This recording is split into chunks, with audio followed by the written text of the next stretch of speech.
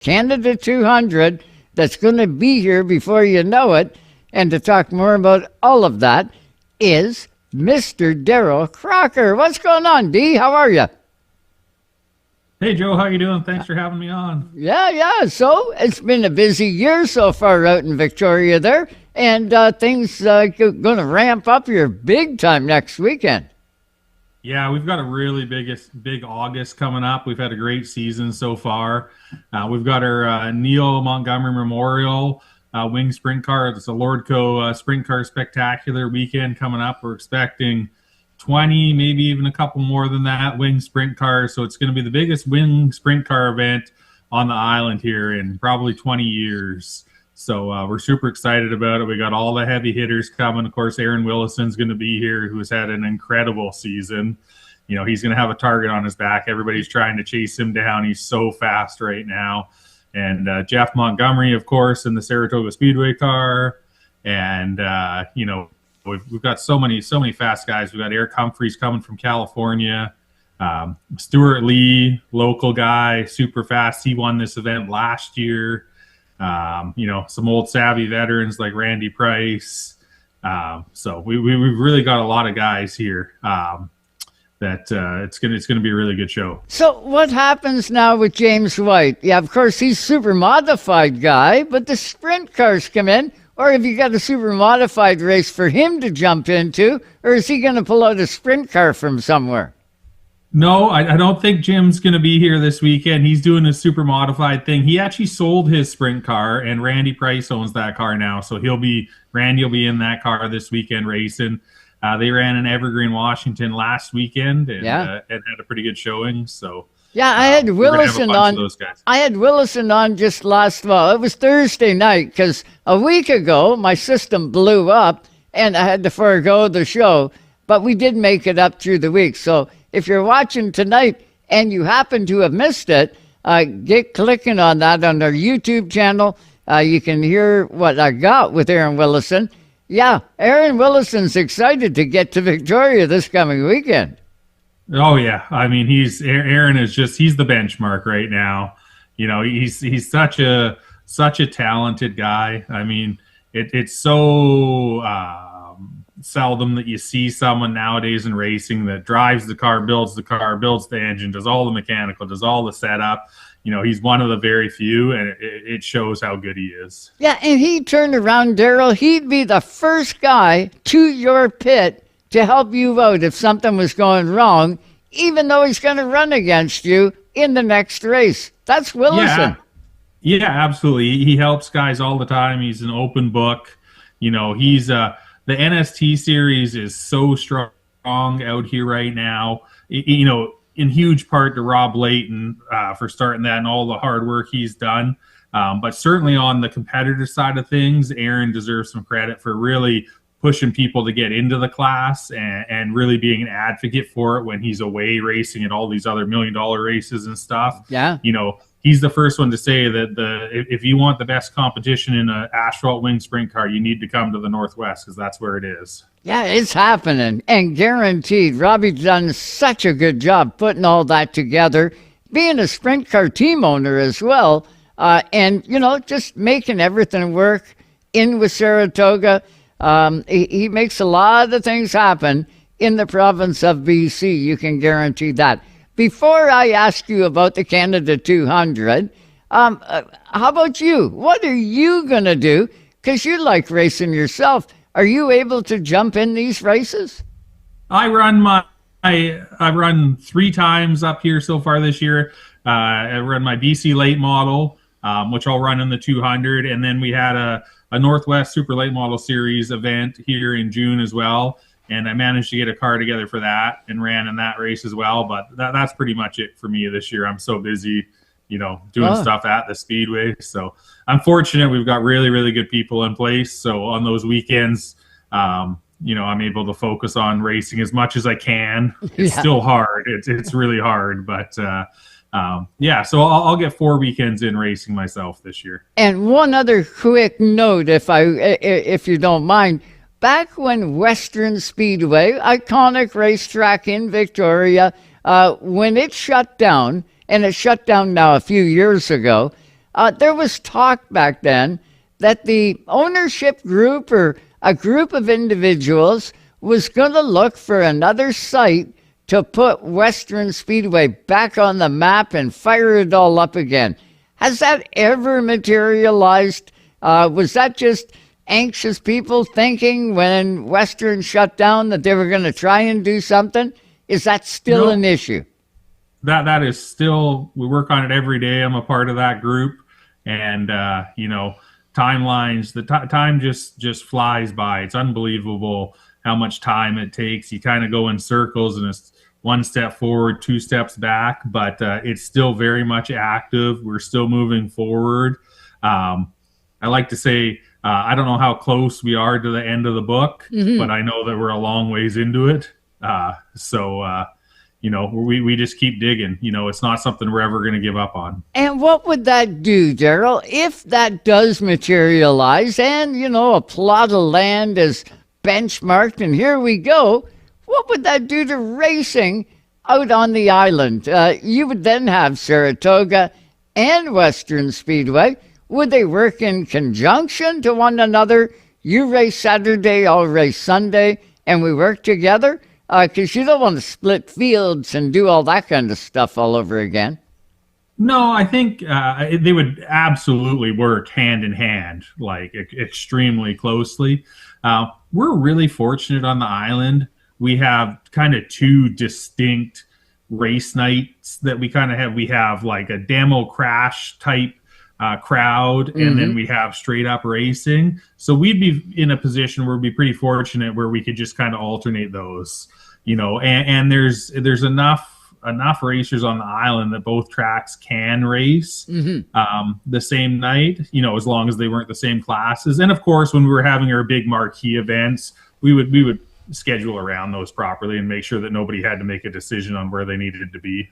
And it's funny, I think back to when I owned Saratoga Speedway, and when I would host a demolition derby, you got people at that demo derby that would never go to a short track race. They're just 100%. not there, but you pull a demo derby out, and my God, they're there. Same thing with the race fan that loves watching, the APC series come in. If you put a demo derby on, chances are they're not coming. They're going to stay away until you got the big show in. It's funny how that is, right? Yeah, it's two totally unique crowds. We get really, really strong crowds for all our crash type night stuff. And we get good crowds for our other stuff. It's a focus of ours to keep building those crowds. Right. But we had a total destruction last night, along with a demo show and stuff. And we weren't sold out, but we were over 3/4 sold out. And we've been like that a handful of times this year. So it's been really good. That's fantastic. That's what you want as a promoter and everything that's connected to it. Bums in the seats. When you get that, 3/4 of a house is nothing to sneeze at. That'd be nice if you could do it every week. So we got the Canada 200 coming up.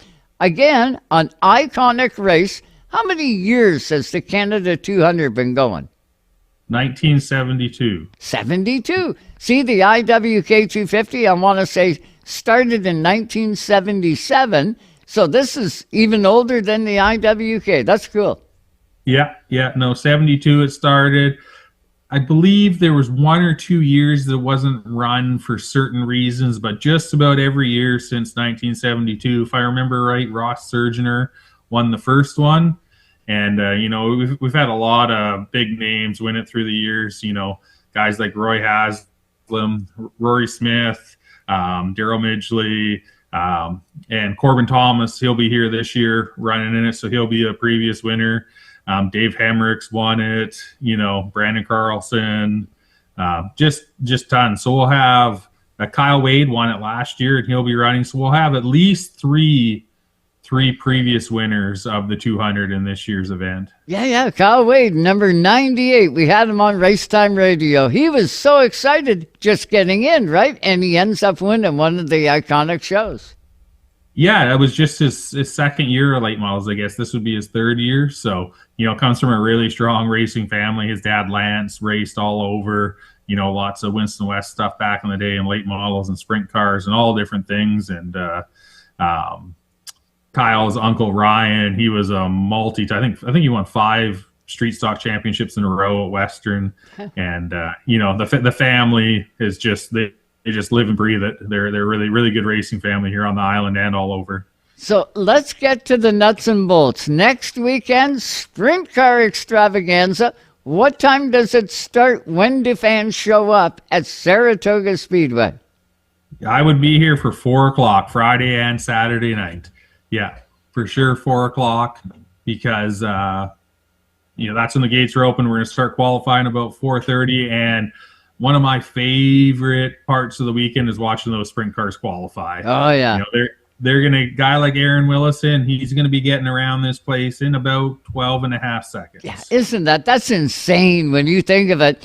Going 12 and a half seconds and you got 4 corners. It's 12 and a half seconds in a straight line is fast. Now add 4 corners. Saratoga actually has 5 corners because it's got a dog leg in the backstretch. Too much. Incredible. So, 2-day show. Is there a 2-day ticket? Yes, there is a 2-day ticket. Yeah, you can go saratogaracing.ca.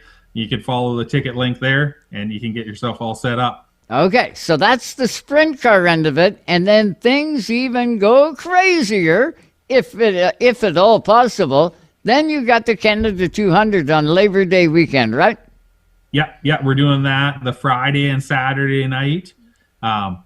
We moved it. We ran it on the Sunday last year, but we've got some noise bylaws and stuff, and it put us right in the heat of the day for the 200 last year, and we had people. Yeah, it happened to be one of the hottest days of the year, but we felt that we needed to move it back to be an under the lights type event, and it's going to be televised this year. Again, our first time doing a televised Canada 200 at Saratoga, so we're excited for that. It's going to be on Czech, it's going to be on Rev, and so exact same kind of format as we did years ago at Western Speedway. So we're really excited about that. It's great for the racers. They get some TV time. It helps them get sponsors to offset costs and stuff like that. So it's a really cool situation to have. Oh, yeah. When it was broadcast, I never missed it. I'll tell you, I was right up to the TV, and I couldn't wait to follow it and watch it along. That last year that Western Speedway was in existence, I watched that Canada 200 to cap everything, and I was almost feeling the emotion from home. You could see a lot of long faces at the end of that race, knowing that the Speedway was going to go dark. And, we all get connected to it. And that was a tough day for a lot of people. Oh, it was extremely hard. It's still something that weighs on us today. We're extremely fortunate on the island here that the Leighton family has done so much and has this speedway, and we're fortunate enough to be part of operations, and it's wonderful. But man, we're still, there's still some heartache over losing Western for sure. Yeah, and Dave Smith, bless his heart, for all he did to get that on Checks and on Rev TV back in the day. Like that's how I tuned in. That's how I got turned on to late model racing in BC. If it wasn't for that, I didn't know about the racing that took place. It really turned my head to everything out there. Yeah, and Dave is just as involved today at Saratoga as he was at Western. We're really close. I travel with Dave when I can and help him on his ARCA car. And, he stepped up again this year and is helping us in a big way. And that's a big reason why it's going to be televised again. Shockwave has such a huge presence, not only on the island here in racing, but all over now. He's sponsoring Victory Lane for the Cars Tour stuff. And, he's just a wonderful guy, Dave. Like, he's got such a big heart. And he's so generous. We really couldn't do things like this without guys like Dave. Yeah, and that's right from BC. So he's a homegrown guy, so to speak. Oh, yeah. Just amazing. Hey, we're right up alongside the top of the hour. I'm going to give the keys back to Rev TV. But Daryl, this has been great catching up with you. I look forward to getting the winners on. Definitely sprint car winner from next weekend. And, of course, the Canada 200 winner will be on Racetime Radio. Absolutely. Good I'm on hoping you it's guys. me. Yeah, hopefully it's you, right? Yeah. Well, All right. and good on you for you and your staff for doing things and keeping our sport growing and making it even better in BC. Yeah. Thanks for everything you do as well, Joe. You're a big part of that. There you go. There is Daryl. He's ready to go. How about 2 huge shows? And you know Crocker's at the table getting it done. Thanks so much, Daryl. Get to it.